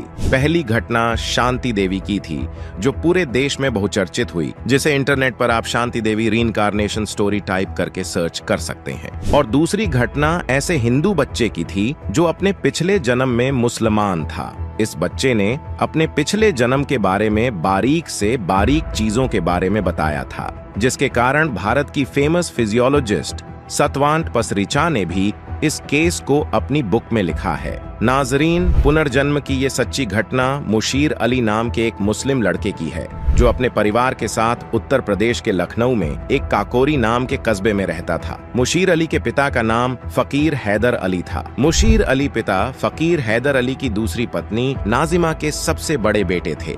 फकीर हैदर अली, जो कि धार्मिक गीत गाकर भिक्षा मांगते थे। अपने परिवार में मुशीर अली ही इकलौता कमाने वाला था, जो बाजार से सब्जियां और फल बेचकर अपने परिवार का गुजारा करता था। 30 जून 1980 की सुबह को मुशीर अली बाजार से घोड़ा तांगा यानी घोड़ा गाड़ी में आम भरकर ले जा रहा था। एक ट्रैक्टर ने उसे और उनकी आम से भरी गाड़ी को टक्कर मार दी, जिससे मुशीर अली के शरीर के राइट साइड हिस्से की पसलियों में गंभीर फ्रैक्चर हो गया और उसकी मौके पर ही मौत हो गई। यह जानलेवा हादसा काकोरी से लखनऊ जाने वाली सड़क पर बाजनगर गांव से आधा किलोमीटर दूर हुआ। मौत के समय मुशीर अली की उम्र 25 वर्ष थी। नाजरीन, मुशीर अली की मौत के ठीक 1 साल बाद ही यानी कि सन 1981 में मुशीर अली का पुनर्जन्म उत्तर प्रदेश के लखनऊ जिले के बाजनगर गांव में हुआ। अब मुशीर अली का जन्म एक हिंदू परिवार में हुआ। यहाँ पर इनके पिता का नाम गुरु प्रसाद और माँ का नाम विश्वना था और इनका नाम नरेश रखा गया। नरेश बर्थ डिफेक्ट के साथ पैदा हुआ था, जिसके शरीर पर राइट साइड की पसलियों पर गहरा निशान था। ये निशान ठीक वही जगह था जहां पर मुशीर अली की पसलियों में फ्रैक्चर हुआ था। जन्म के 1 साल बाद नरेश ने बोलना शुरू कर दिया। तब नरेश अपनी 1 साल की उम्र में काकोरी काकोरी बार बार बोलता रहता था। नाजरीन, ये वही जगह थी जहां पर मुशीर अली का जन्म हुआ था, पर नरेश के इन शब्दों पर किसी ने ध्यान नहीं दिया क्योंकि वो छोटा था। जब नरेश 2 साल का हुआ, तब नरेश घुटने टेक कर यानी नमाज पढ़ने की पोजीशन में देखा गया। कुछ समय तो नरेश के माता पिता इस चीज को समझ नहीं पाए, पर नरेश इस नमाज की पोजीशन को बार बार दोहराता था। इसके अलावा नरेश घोड़ा गाड़ी चलाने का खेल खेलता था। नरेश खाट में रस्सी बांधता और ऐसी आवाज करता जैसे कि वह घोड़े को आगे बढ़ने का निर्देश दे रहा हो। काकोरी का वह फकीर हैदर अली, जो मुशीर अली का पिता था, भिक्षा मांगकर अपने परिवार का भरण पोषण करता था। प्रत्येक गुरुवार को बाजनगर और नरेश के घर आता था। जब नरेश ने चलना सीख लिया तो वह फकीर के पीछे पीछे अगले 2-3 घरों तक जाता और फिर अपने घर लौट आता। हालांकि नरेश के माता पिता ने फकीर को भिक्षुक के लिए हिंदू शब्द बाबा से संबोधित करने के लिए कहा था, लेकिन नरेश उन्हें अब्बा के रूप में संबोधित करता था। नाजरीन, अगस्त 1987 तक जब नरेश लगभग 6 वर्ष के थे, तब वह बार बार कहते थे कि वह काकोरी से मुस्लिम थे। एक दिन जब उसने फकीर को देखा तो उसने उसे फिर अब्बा कहा और उससे पूछा, क्या तुम मुझे नहीं पहचानते? मेरे घर में 5 नीम के पेड़ हैं। मुझे एक ट्रैक्टर ने टक्कर मार दी थी। उसने फकीर से उसे घर ले जाने के लिए कहा। भ्रमित फकीर ने उसका अनुरोध अस्वीकार कर दिया, क्योंकि फकीर हैदर अली मुस्लिम होने के कारण पुनर्जन्म पर विश्वास नहीं करते थे। अगली सुबह नरेश ने अपनी माँ को मजबूर किया कि वह उन्हें काकोरी में फकीर हैदर अली के घर ले जाएं। नरेश ने खुद काकोरी में अपने घर का रास्ता बताया। वहां नरेश ने फकीर हैदर अली को फिर से मेरे अब्बा कहा और उसने फकीर हैदर अली की पत्नी नाजिमा को अम्मी कहा। उन्होंने मुशीर के भाइयों और एक बहन को भी पहचान लिया जो अपने पति के साथ मौजूद थी, जिसे उन्होंने अपने नाम से बुलाया, मोहम्मद इस्लाम। उसने नजीमा से पूछा, मेरा छोटा भाई नसीम कहाँ है? जब उसने उसे बताया कि वह सो रहा है तो नरेश उसके पास गया और उसे जगाया। जैसे ही नसीम अपने होश संभालने की कोशिश कर रहा था, नरेश ने उसे गले लगा लिया और चूमना शुरू कर दिया। जब नरेश से पूछा गया कि उसके कितने भाई बहन हैं, तो उसने जवाब दिया, 5 भाई 6 बहनें। बहनों में से एक सौतेली बहन है। यह उस समय के संबंध में सही था जब मुशीर जीवित थे। जब नजीमा ने मुशीर की मौत के 3 महीने बाद पैदा हुई अपनी 6 साल की बेटी सबिया की ओर इशारा करके पूछा कि वह कौन है, तो नरेश ने जवाब दिया, वह उस समय आपके पेट में थी। नरेश ने घर के अंदर 5 धातु के सूटकेस में से मुशीर के सूटकेस की भी सही पहचान की और खोलने से पहले उसमें रखे सामान का सटीक वर्णन किया। फकीर हैदर अली और उसकी पत्नी ने यह भी नोट किया कि नरेश की छाती में उसी स्थान पर हल्का सा अवसाद था जहां मुशीर की छाती पर उसके घातक दुर्घटना से घाव हुआ था। नरेश ने अपने पिछले जन्म के गांव काकोरी के कई लोगों को पहचान लिया जो फकीर हैदर अली के घर पर इकट्ठे हुए थे। उन्होंने जाहिद नाम के एक व्यक्ति की पत्नी से भी पूछा कि क्या उसने फकीर को वे 300 रुपए लौटा दिए हैं जो उसने यानी अपने पिछले जन्म मुशीर अली ने जमा किए थे। मुशीर अली ने वास्तव में वह राशि जाहिद के पास जमा कर दी थी जिसने मुशीर अली की मृत्यु के 3 दिन बाद उसे वापस कर दिया था। जब फकीर हैदर अली के परिवार ने नरेश को 5 रुपए के साथ वापस भेजने की तैयारी की तो उसने पूछा, तुम्हारा क्या मतलब है कि तुम मुझे चाय और अंडे दिए बिना ही भेज दोगे? मुशीर अली को चाय और अंडों का बहुत शौक था और वह हर दिन इन्हें खाता था। नरेश की अंडे की मांग इसलिए महत्वपूर्ण थी क्योंकि शाकाहारी हिंदू होने के कारण उनका परिवार अंडे नहीं खाता था। नाजरीन, फकीर हैदर अली जो नरेश के पिछले जन्म के पिता थे, पहले पुनर्जन्म पर विश्वास नहीं करते थे,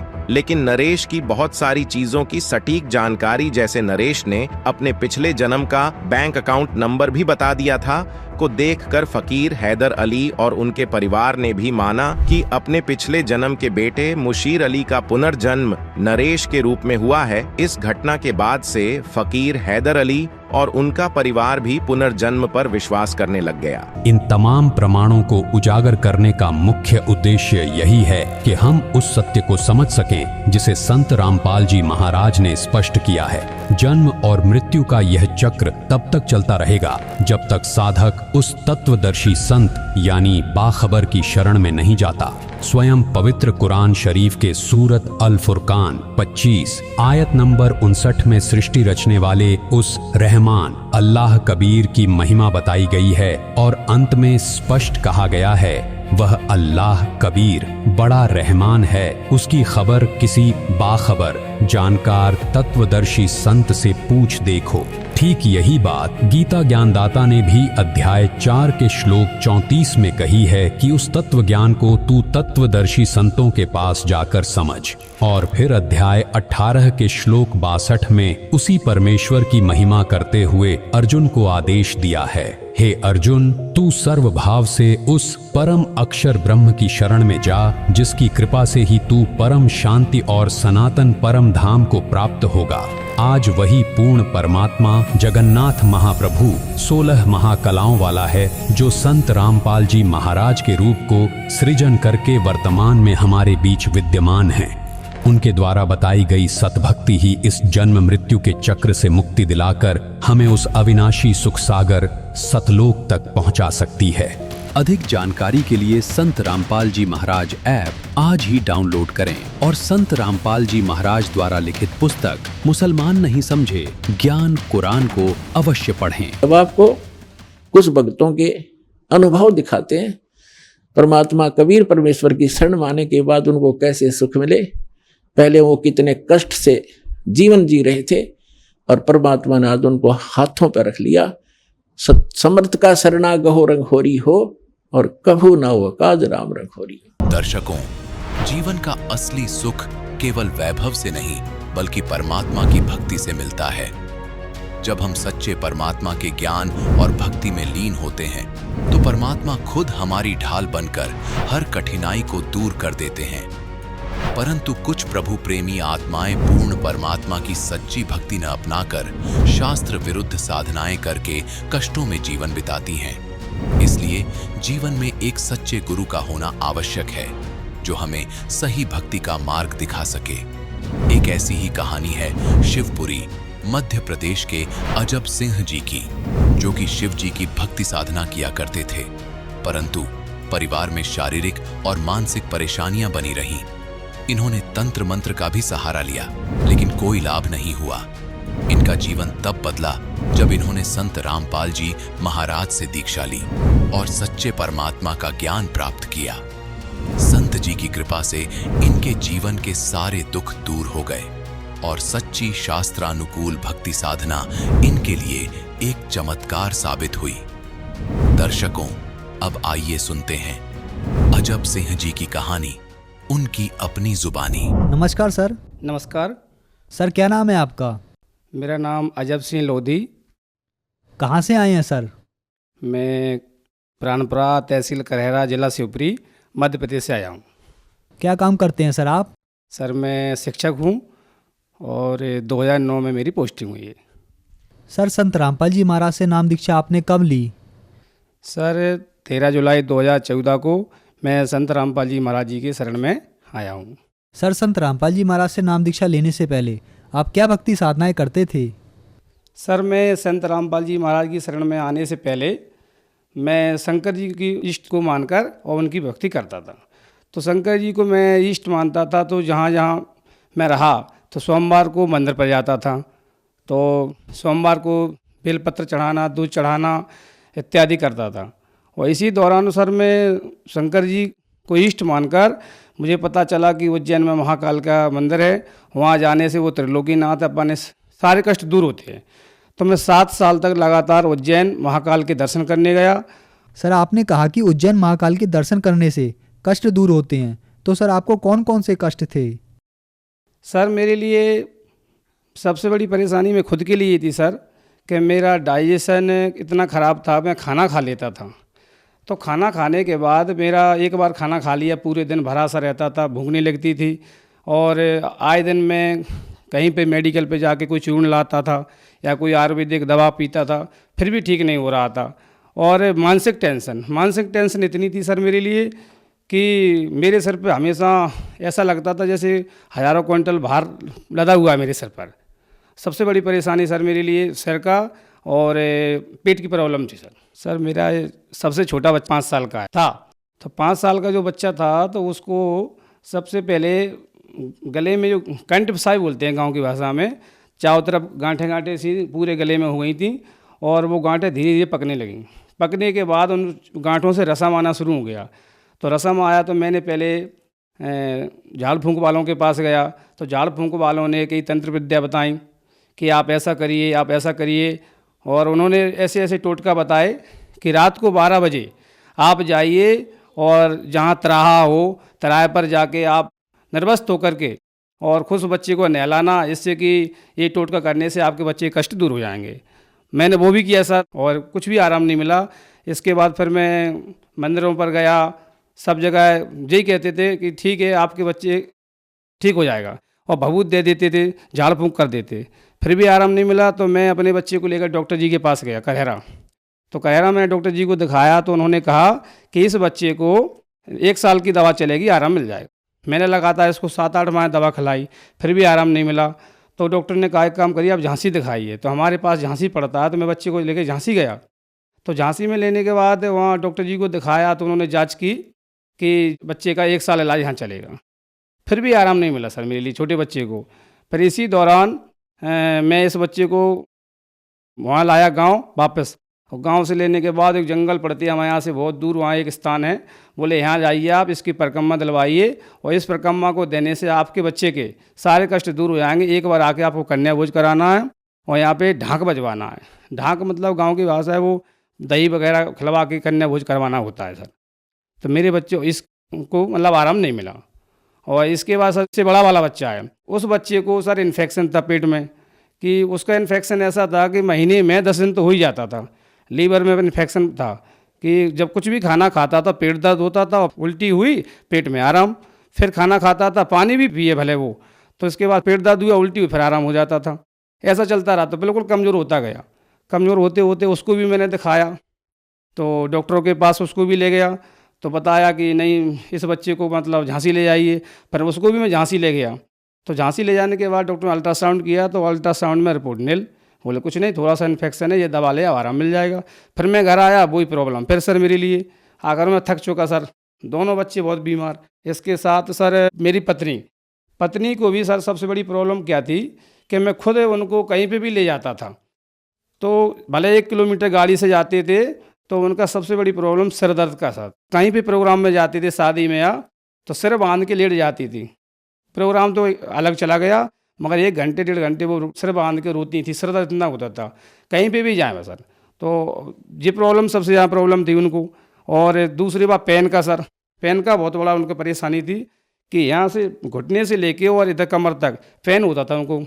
पेन होते होते मतलब इतना, कई बार रात में सर 12 बजे हो जाता था, तो सुबह तक जो मान के चलो मैं भी नहीं सो पाता, तो रोती थी कि डॉक्टर कहाँ से जाए। सुबह हुआ डॉक्टर के पास दवा लाए, आराम। 2 दिन बाद फिर पेन दर्द होता था, तो फिर पेन हुआ, फिर दवा ली। सर मेरे ऊपर बिल्कुल ये मान लो कि कहर टूटा था सर। आए दिन और मेरे घर में कई प्रकार की दवाइयाँ लाइन लगी रहती थी। तो आज ये डॉक्टर जी के पास गए, ये दवा 3 दिन खिलाई और चेंज कर दी, फिर दूसरी लाई। मेरे अलमारी में दवाई भरी रहती थी, सब जगह थक चुका था और मेरी समझ में नहीं आता था कि आखिर में मुझे क्यों आराम नहीं मिल रहा है, मेरे पर क्यों इतने कष्ट आ रहे हैं। तो सर आपने बताया कि आपकी पूरी फैमिली में बहुत कष्ट थे, आप पर दुखों का पहाड़ टूट गया था। आपने जगह जगह घूमकर उनका इलाज कराने की कोशिश की, पितरों से, पंडितों से, मंदिरों में, डॉक्टरों से। आपके दोनों बच्चे, आपकी वाइफ, सभी परेशान थे। तो फिर संत रामपाल जी महाराज की शरण में आप कैसे आए? सर परमात्मा की दया से मैं तो कुछ समझता नहीं था कि मैंने ये सोच लिया था कि हो सकता है कि मेरे कर्मदंड हैं, ऐसा बताया जाता था। बट उसी दौरान मेरे मित्र हैं एक रतलाम में, तो उनने मेरे लिए बताया कि अजय आप एक काम करो कि मेरे साथ चलिए आप। ये कहाँ पे? उन्होंने बताया कि हरियाणा में संत रामपाल दास जी महाराज हैं और वहाँ उनके आश्रम में चलिए और वहाँ नाम दीक्षा लेकर के उनके बताए अनुसार भक्ति करने से सारे कष्ट दूर हो जाते हैं। तो मैं सर उनके कहने से मैं आश्रम पहुँचा। तो आश्रम पहुँचते ही मैंने वहाँ देखा और ज्ञान समझा। वहाँ पे बहुत बड़ा बोर्ड लगा हुआ था, तो उस पर लिखा था गुरु दीक्षा लेने से पहले आवश्यक नियम। उनको समझा, उनको समझने के बाद सर मैंने वहाँ नाम लिया और नाम लेने के बाद सर मैं जैसे ही दर्शन करने गया तो मैंने एक बताया था सर कि मैं बहुत बड़ी परेशानी से प्रॉब्लम रहती थी कि सिर पे बहुत वजन रहता था। तो जैसे ही मैं नाम लेने गया तो लाइन में लग गया। जैसे ही संत रामपाल दास जी महाराज दर्शन देने आए, तो दर्शन देने आए, उन्होंने आशीर्वाद दिया मेरे लिए। मात्र आशीर्वाद देने से सर मेरे सिर पे ऐसा वजन दूर हो गया जैसे 1000 क्विंटल वजन, हल्का शरीर हो गया, बिल्कुल ठंडा शरीर। और मैंने समझा कि यही सदगुरु हैं, क्योंकि बताते हैं कि सदगुरु से नाम लेकर भक्ति करें सारे कष्ट दूर होते हैं। तो मैं वहाँ गया और मुझे संत रामपाल दास जी महाराज से नाम लिया और भक्ति भी की। इसके बाद सर धीरे धीरे मैं घर आया और घर आके फिर मैं अपने बच्चों को लाया। पहले छोटे वाले बच्चे को लाया जिसको गले में कंठ फंसाई थी, उसको लेके गया। मैंने गुरु जी से प्रार्थना की तो संत रामपाल दास जी महाराज जी ने कहा, बेटा कोई बात नहीं, इसको नाम दीक्षा दिलवाओ और भक्ति करें, परमात्मा दया करेंगे। तो फिर उस बच्चे को भी दीक्षा दिलवाई। फिर दूसरी बार आया, बड़े वाले बच्चे को लाया तो उनने भी दीक्षा दिलवाई। तो परमात्मा की, गुरु जी के, संत रामपाल जी महाराज की दया से उनको भी आराम मिला। फिर 1 साल बाद मेरी पत्नी भी आई और उनको भी नाम दिलवाया। सर आपने बताया कि आप अपने बच्चे को नाम दीक्षा के लिए ले गए, तो संत रामपाल जी महाराज ने कहा कि आप अपने बच्चे को नाम दीक्षा दिलवाएं, उसे आराम मिलेगा। तो क्या ये बात सही साबित हुई? जी सर, बिल्कुल इस बात बिल्कुल सत्य है सर। और ऐसा नहीं सर, मेरे देखने वाले भी हैं, मैं जहाँ रहता हूँ मेरे आसपास वो देखने वाले हैं, सबको पता है कि इस बच्चे को कितनी प्रॉब्लम थी। मैं कहाँ कहाँ लिए फिरता था, मैं अस्पतालों में, तंत्र विद्याओं के पास, डॉक्टरों के पास, झाड़, सब जगह गया और सबको पता है। उस दिन से, जिस दिन से गुरु जी से नाम लिया बच्चे ने, तो उस दिन से आज तक ना घर में कोई दवा है और उसी दिन से तुरंत आराम होना शुरू हो गया और बिल्कुल बच्चा पूर्ण तरह से ठीक है। मेरे साथ वो बच्चा आया हुआ है जो बीमार रहता था, नाम लेने के बाद तुरंत ठीक हो गया। आप इससे बात कर सकते हैं, मेरे साथ देखिए। क्या नाम है आपका? हमारा नाम प्रिंस राजपूत है। आपको क्या परेशानी थी जो आपके पापा ने बताई है? हमको यहाँ पे कंठमाला थी यहाँ पे और यहाँ पे, और गुरु जी की कृपा से जब से हमने दीक्षा ली है, जब से पूरी ठीक हो गई है। आपको क्या इसमें दर्द भी होता था? क्या होता था? इसमें से दर्द होता था, इसमें से खून निकलता था और बहुत दर्द भी होता था। संत रामपाल जी महाराज से नाम दीक्षा लेने से क्या आपकी बीमारी बिल्कुल ठीक हो गई? हाँ बिल्कुल ठीक हो गई। अभी अब मिट गई बिल्कुल, अब बिल्कुल भी दर्द नहीं होता।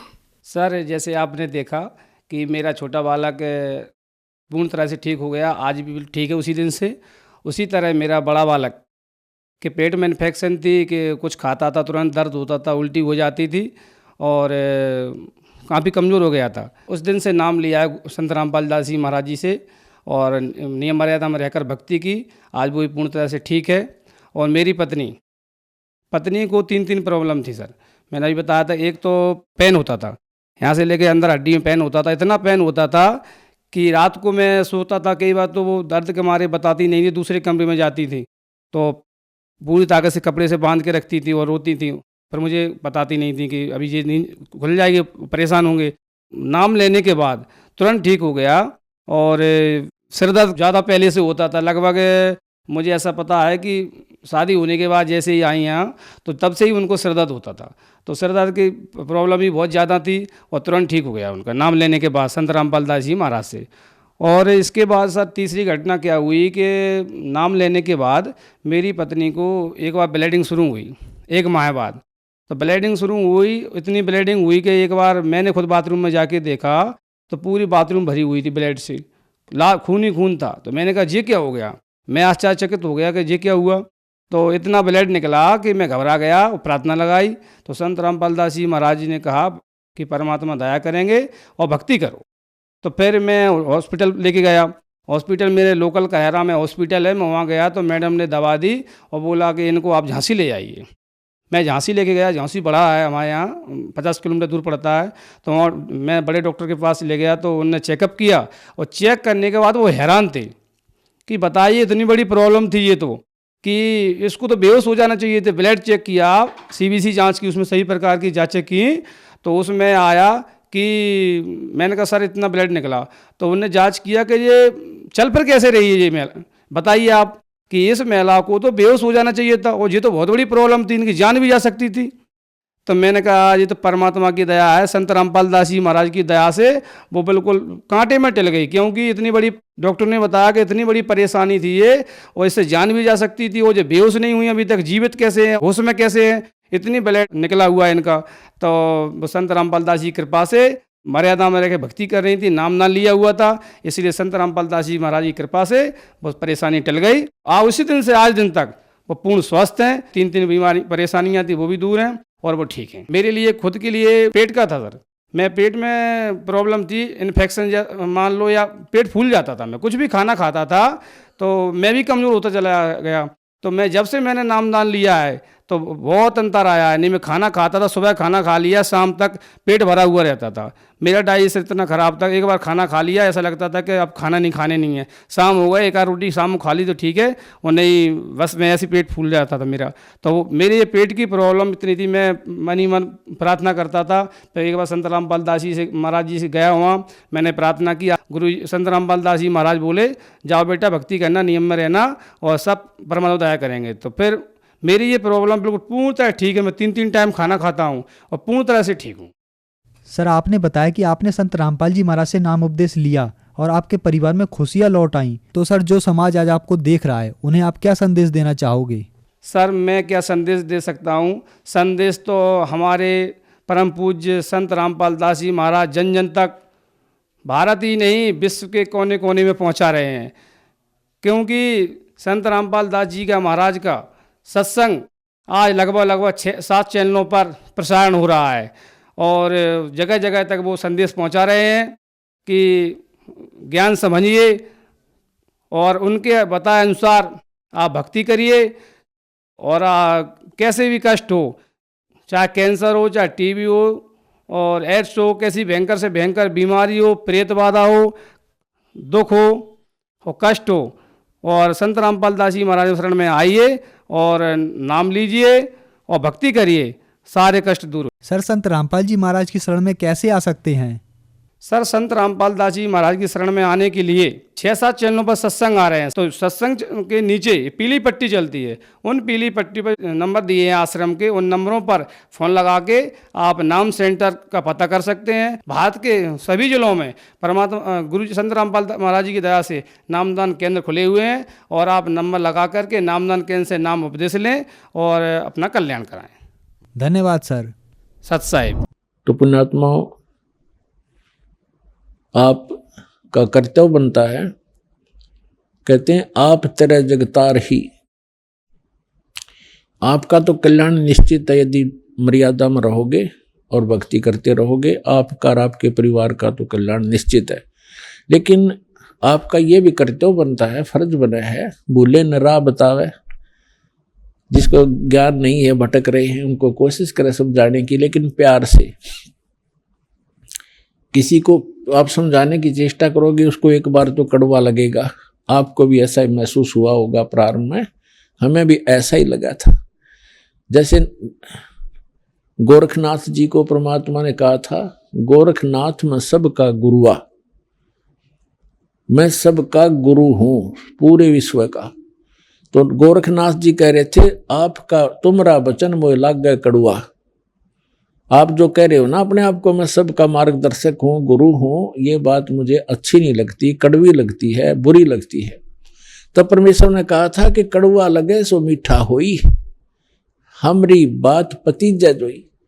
हमारी बात पर विश्वास करोगे तो आज जो आपको कड़वा लग रहा है एक दिन मीठा होगा। तो पुण्यात्माओं, आपका कर्तव्य बनता है इस परमेश्वर के सच्चे ज्ञान को अपने भाई बहनों पूरे विश्व के सभी हम एक वहाँ तक पहुँचाओ, जन जन तक पहुँचाओ। हम सभी एक परमात्मा के बच्चे हैं। हम अपनी अनजानपने में भिन्न भिन्न हो गए, गलत गुरुओं ने हमें बांट दिया, तो हम फिर एक हो सकते हैं। इस परमात्मा के ज्ञान को जन जन तक पहुँचाओ। यहाँ आश्रम से जो प्रचार की सामग्री ले जाओ और कोशिश करो सब तक पहुँचाने की। आपको एक और विशेष उपकार होगा। आत्म प्राण उद्धार ही ऐसा धर्म नहीं और एक जीव को काल के उस पाड़े ते छुटवा के सतलोक आश्रम में जोड़ने का इतना पुण्य होगा जैसे करोड़ गऊओं को कसाई से बचाने का एक पुण्य होता है। तो आपको इतना पुण्य होगा। आप भी प्रचार करो और प्यार से करो, किसी का संघर्ष नहीं करे। कोई आपको बुरा भी बोला, आपका भाई बहन समझ के कि इसको पता नहीं है, तो उसके साथ विरोध नहीं करे, आगे चल पड़े। जिसको सुहा उसको ज्ञान समझावे और यहाँ से पुस्तकें लेकर वो बांटो और सबका कल्याण कराओ। बोलो सतगुरुदेव की जय।